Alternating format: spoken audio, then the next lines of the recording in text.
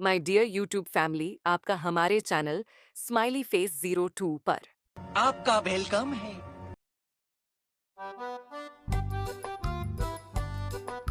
क्या शीला, इतना सुबह सुबह उठ गई हो और काफी जल्दी में लग रही हो। क्या बात है, कहीं जाना है क्या तुम्हें? इस घर की समस्या को जानते हुए भी आप मुझसे ये सवाल कर रहे हो, मैं क्यों जल्दी में हूँ? ये बात आपको समझ में नहीं आ रही है क्या? किस्मत ही खराब है, हट जाओ जल्दी से। ऐसे कहते हुए जल्दी से बाथरूम में जाती है शीला, लेकिन उसमें पहले से ही कोई कुंडी लगाकर बैठे थे। वो ना होकर उस दरवाजे के पास शीला से भी पहले 3 लोग और लाइन में थे। आप सब क्या इतनी सुबह सुबह उठकर आ गए हो? और तुम तीनों यहीं पर हो तो अंदर कौन बैठा है? हम सब यहीं पर है। इसका मतलब अंदर और कौन हो सकता है दीदी? अपनी सासू माँ ही है। ची, जल्दी जाने के लिए कितना जल्दी उठने पर भी तुम सब मेरे से पहले ही हो। अब इस बाथरूम की समस्या का हमारा पास कोई समाधान ही नहीं है। सूरम्मा के 4 बेटे हैं। ऐसे उन चारों की शादी करने पर अब उस घर में 4 बहुएं भी हैं। सभी लड़के बाथरूम करने के लिए बाहर चले जाते हैं हर रोज, लेकिन घर की सभी महिलाओं को मिलाकर एक बाथरूम ही है घर में। अब इन सब की मुश्किल भी बाथरूम में जितनी जल्दी हो सके उतनी जल्दी जाने की है। ऐसे काफी देर होने पर भी सूरम्मा बाथरूम से नहीं आने पर कीर्ति दरवाजा पीटने लगती है। अभी कितनी देर सासू माँ, हमसे अब और नहीं होगा। आपके पीछे और भी लोग हैं, जल्दी से बाहर आइए, हमसे और सब्र नहीं हो रहा है। इतने में सूरम्मा धीरे से बाहर आती है, सड़ा हुआ मुंह बनाकर, और ऐसे कहती है, क्या शोर मचा रहे हो बाहर? अंदर जाने के बाद भी काम सुकून से किए बिना कैसे आते हैं? बाहर खड़े होकर शोर मचा रहे हो। ऐसे करने से अंदर वालों को कितनी दिक्कत होती है पता है? आप अकेले ही इतनी देर अंदर रहोगी तो बाकियों का क्या हाल होना चाहिए? हम सबको भी कितनी परेशान हो रही है, ये बात आपको भी समझानी चाहिए सासू माँ। ऐसे कहते हुए शीला भी बाथरूम में चली जाती है। वो भी कर बाकी की बहुएं शोर मचाने लगती है। क्या दीदी ऐसे कर दिया? कब से रोक कर खड़े हैं पता है आपको? सासू माँ कब आएंगे है कहकर इंतजार कर रहे थे, उनके आते ही आप चली गई। निकलो, जल्दी से बाहर निकलो महारानी। अरे मैं ये सब बर्दाश्त नहीं कर पा रही हूँ। अंदर जाने वाले काम खत्म होने तक बाहर नहीं आते हैं। ऐसे पुकार कर शोर मत मचाओ। ची। इसीलिए सासू माँ घर में एक और बाथरूम बनवाने के लिए कह रही हैं, लेकिन आप हमारी बात नहीं सुनते हो। हमारा ही ये हाल है तो हमारे घर आने वाले मेहमान आएंगे तो वामो। सूरम्मा पुराने जमाने की होने की वजह से घर में बाथरूम बिल्कुल भी पसंद नहीं करने वाली महिला है, लेकिन शहर में मजबूरन बहुत ही मुश्किल से एक बाथरूम बनवाया है। अब दूसरे बाथरूम की बात तो करनी ही नहीं चाहिए। ऐसे में उनके घर एक मेहमान आता है। ठीक हो ना दीदी? कितने दिन हो गए हैं आपके घर आकर? काम से शहर आया था, ऐसे देखकर जाने के लिए आया हूँ। सब ठीक तो है ना? बाप रे, अब क्यों आया है दीदी आपका भाई? हमारे घर के बारे में पता चला तो सारे गांव में बताएगा। क्या करे अब? ऐसे घबराते हुए जैसे तैसे उसे बातों में लगाकर बाथरूम नाम की बात नहीं आने देते हैं। लेकिन एक इंसान कितनी देर तक बिना बाथरूम इस्तेमाल किए रह सकता है भला? ऐसे शीला का भाई भी बाथरूम का नाम लेता है, लेकिन पहले से ही बाथरूम के सामने लाइन देखकर कुछ देर सब्र करता है। लेकिन देर होने पर असली बात जानकर तब का तभी भाग जाता है वो व्यक्ति।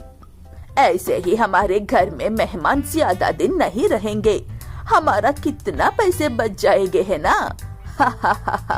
इसलिए हमारे घर में एक और बाथरूम बनाने की जरूरत ही नहीं है। मेरी बात पत्थर की लकीर है। वो बातें सुनकर चारों बहुओं को बिल्कुल भी अच्छा नहीं लगता है।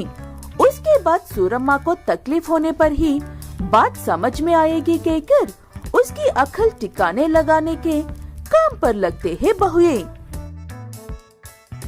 कल से हमें सासू माँ को इज्जत देकर सबसे पहले बाथरूम में जाने देने की जरूरत नहीं है दीदी।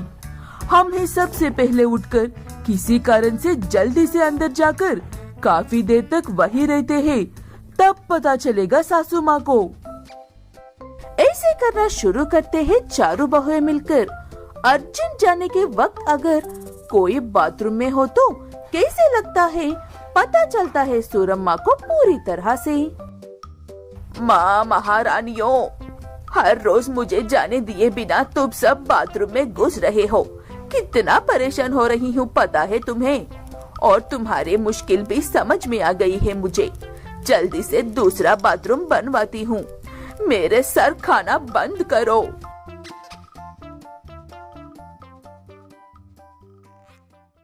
विशाल नगर नाम के एक गांव में प्रीतम नाम का एक व्यक्ति रहता है।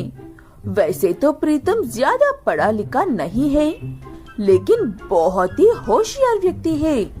लेकिन बेचारे की होशियारी कभी भी उसके काम नहीं आती है। अरे प्रीतम, रुको रुको, मैं तुझे कब से ढूंढ रहा हूँ पता है। पिछले महीने तूने मुझे जो सलाह दी थी, मुझे उसकी मदद से प्रमोशन मिला है। अब मुझे फौरन भी भेजने वाले हैं। वो बातें सुनकर ठीक है कहकर वहाँ से निकलकर आगे जाने पर एक छोटा सा बच्चा नजर आता है प्रीतम को। प्रीतम अंकल, आपने कल जो आइडिया दिया था, मुझे उसकी मदद से एग्जाम लिखा है। कुछ भी नहीं छोड़ा, एग्जाम बहुत अच्छे से गया है। Thank you uncle. ऐसे कहते हुए वो छोटा बच्चा भी वहाँ से चला जाता है। उसके बाद बहुत परेशान होकर घर पहुँचे प्रीतम को देखकर उसकी पत्नी बिंदु, क्या हुआ है जी, इतने परेशान क्यों हो? तबीयत तो ठीक है ना, या फिर कुछ और हुआ है? अपनी परिस्थिति देख रही हो ना बिंदु, कम से कम एक वक्त का खाना बनाने के लिए भी कुछ नहीं है। लेकिन मेरे आइडिया का इस्तेमाल करके बाहर के लोग कितने आगे जा रहे हैं, आखिर में छोटे बच्चे भी। ऐसे कहते हुए बहुत ही दुखी होता है प्रीतम। वो बातें सुनकर बिंदु को भी दुखी होती है। उसके बाद कभी कभी बड़े से बड़े डॉक्टर को भी एक और डॉक्टर की मदद की जरूरत पड़ती है। ऐसे ही सबको सलाह देने वाले आपको भी दूसरों की सलाह लेने की जरूरत है। ऐसे कहते हुए अपनी एक सलाह के बारे में बताती है बिंदु। उसके व्यापारों को बाजू में रखकर और उनको सलाह देने वाले काम को ही अपनी कमाई का जरिया बनाने को कहती है। सलाह मुफ्त में देने की बजाय हर व्यापारी को आगे बढ़ने के लिए सलाह चाहिए ना, वो आप उन्हें दो। अगर आपकी सलाह से उनके व्यापार में तरक्की होती है तो उसमें से कुछ हिस्सा देने को कहो। वो उपाय प्रीतम को भी अच्छा लगता है। उसके बाद अगले दिन से उसी काम पर लगता है प्रीतम। ऐसे एक छोटे ढाबे में जाता है। क्या हाल है गंगू चाचा, कैसा चल रहा है तुम्हारा व्यापार? सब ठीक है ना? क्या बताऊं प्रीतम बेटा, ये व्यापार सिर्फ कहने के लिए ही है। इस बीच में लोग आना ही बंद कर दिया है। बड़ी होटल्स और कॉफी कैफ कहकर दूर जा रहा है। ऐसा है तो तुम्हारा व्यापार अच्छे से चलने वाली एक सलाह दूंगा, तुम्हें जरूर अच्छा फायदा होगा। ऐसा हुआ तो मुझसे उसमें हिस्सा दोगे? अगर मुझे सच में अच्छा लाभ हुआ तो तुम्हें जरूर हिस्सा दूंगा प्रीतम बेटा। ऐसे दोनों मिलकर एक फैसला करने के बाद प्रीतम उसे एक अच्छा उपाय बताता है। उसका दावा पुराना हो गया है कहकर उसे एक खूबसूरत फूड कोर्ट की तरह बनाकर छोटे छोटे टेंट लगाकर वहाँ पर 3-4 कुर्सियाँ लगाकर ऐसे ही खाने में भी बदलाव करके कॉफी और आइसक्रीम जैसे अजीब अजीब सभी चीजें कम दाम में बेचने को कहता है। ठीक है कहकर तरह तरह के आइटम से एक मेनू कार्ड बनाता है गंगू। उसके बाद उस ढाबे के नए रूप को देखकर भीड़ आने लगती है। ऐसे ही कुछ ही महीनों में अच्छा लाभ होता है गंगू को और अपनी बात के मुताबिक प्रीतम को भी हिस्सा देता है। तुम्हारा ही वजह से ही मुझे इतना लाभ हुआ है प्रीतम बेटा। तुम्हारा ये एहसान मैं कभी नहीं भूलूंगा। ऐसे ये बात कर ही रहे थे, उस होटल में खाने के लिए आया हुआ एक बड़ा इंसान। तुम लोगों को किसी तरह की सलाह देते हो कहकर सुना है। मेरा कपड़ों का व्यापार है, लेकिन इस कोरोना के बाद से मेरा व्यापार कम हो गया है। लाया हुआ स्टॉक ऐसे ही पड़ा रहता है हमेशा। ये एक छोटी सी समस्या है गुरुजी। उन कपड़ों को उल्टा सीधा करके न्यू फैशन के नाम से फिर से बेचो। एक पैंट को दूसरे शर्ट से जोड़ दो और ऐसे ही सभी कपड़ों के साथ करो। पालिन कपड़ों में रंग भरकर रेनबो के कपड़े बेचो। वो भी प्रीतम की सलाह मानकर ही काम करता है। ऐसे कुछ ही दिनों में वो व्यक्ति का सभी स्टॉक बिक जाता है। उसके बाद वो बड़ा आदमी, तुम्हारी समझदारी बहुत काम की है बेटा। लाभ लाखों में हुआ है। ये लो तुम्हारा हिस्सा। तुम्हारा ऐसा नहीं भूलूंगा। ऐसे कहते हुए वो प्रीतम को लाखों में ही हिस्सा देता है। ऐसे अपनी पत्नी की बात सुनकर इस काम पर उतरे प्रीतम को पीछे मुड़कर देखने की जरूरत नहीं है। इतनी ऊंचाई तक पहुंच जाता है। ऐसे कुछ गरीबों को कोई लाभ लिए बिना ही मुफ्त में मदद करता रहता है। सबको सलाह देने वाले सलाहकार को भी कभी कभी आम लोगों से सलाह लेने की जरूरत पड़ती है जनाब।